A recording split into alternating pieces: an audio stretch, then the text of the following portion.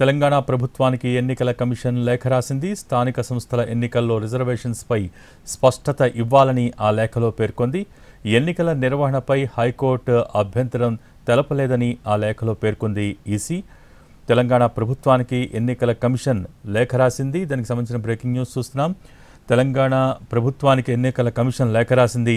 స్థానిక సంస్థల ఎన్నికల్లో రిజర్వేషన్స్పై స్పష్టత ఇవ్వాలని ఆ లేఖలో కోరింది. ఎన్నికల నిర్వహణపై హైకోర్టు ఎక్కడా అభ్యంతరం తెలపలేదని, ఈ విషయంలో క్లారిటీ కావాలని అడిగింది ఈసీ.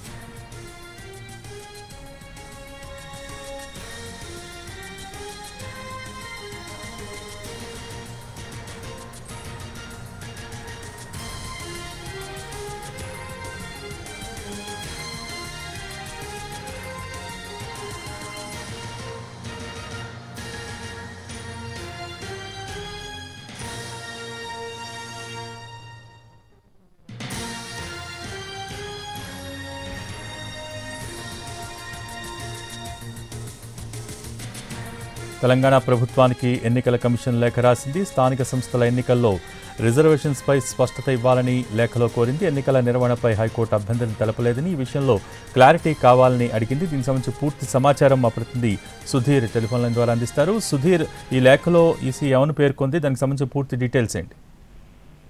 తెలంగాణ ఎన్నికల కమిషన్ కాసేపటి క్రితం తెలంగాణ రాష్ట్ర ప్రభుత్వానికి ఒక లేఖ రాసింది. ఇప్పటికే తెలంగాణలో ఎన్నికల ప్రక్రియ మొదలై మళ్ళీ ఆగిపోయిన పరిస్థితి ఉంది. అయితే హైకోర్టులో జరిగిన ఆర్గ్యుమెంట్స్ మేరకు జీవో నెంబర్ 9, 41, 42 ఈ 3 జీవోల మీద ప్రస్తుతానికి తెలంగాణ హైకోర్టు స్టే విధించింది. అయితే ఈ 3 జీవోలు కూడా రిజర్వేషన్లకు సంబంధించిన స్థానిక సంస్థల్లో రిజర్వేషన్లు, బీసీ రిజర్వేషన్లకు సంబంధించి కావచ్చు, ఎస్సీ రిజర్వేషన్లకు సంబంధించిన అంశాలు.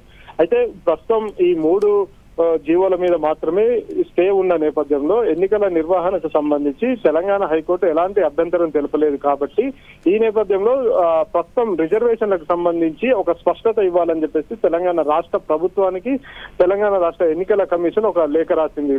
తెలంగాణ రాష్ట్ర ప్రభుత్వం నుంచి ఒక స్పష్టత వస్తే, వాళ్ళు ఇచ్చే లేఖలో స్పష్టత ఇస్తే మళ్ళీ ఎన్నికలు నిర్వహించేందుకు సన్నద్ధం అవుతున్నట్లు కూడా సమాచారం అందుతుంది. ఈ నేపథ్యంలోనే మరి కాసేపట్లో తెలంగాణ ఎన్నికల కమిషన్ కార్యాలయంలో అందుబాటులో ఉన్న ఉన్నతాధికారులతోటి తెలంగాణ ఎన్నికల కమిషనర్ రాణి కుముదిని ఒక కీలక సమావేశాన్ని అయితే ఏర్పాటు చేశారు.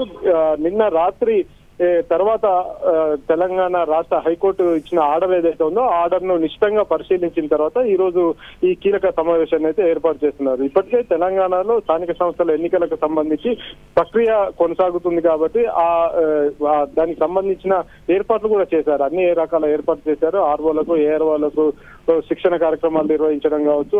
దాదాపుగా నోటిఫికేషన్ ఇచ్చిన తర్వాత నామినేషన్లు కూడా ప్రారంభమయ్యాయి. దాదాపు 163 నామినేషన్లు కూడా దాఖలయ్యాయి మొదటి విడతకు సంబంధించి.